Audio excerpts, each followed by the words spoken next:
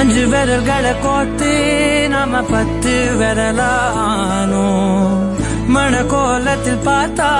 அந்த சின்ன பொண்ண காணோ சில நாளில் நீ என் தாயே சில நாளில் நீ என் சேயே நீ மடி மேல் சாயும் போது அந்த வானம் விரிக்கும் பாயே எப்போதுமே என் கூட தான் என்று நினைச்சேன் இப்ப நீயோ போகும்போது செத்து பொழைச்சேன் நீதானே கொலசாமி ஒரு வரமும் தாயே மகளாக பொறப்பேன்னு நீ சொல்லி போய உன் கூடவே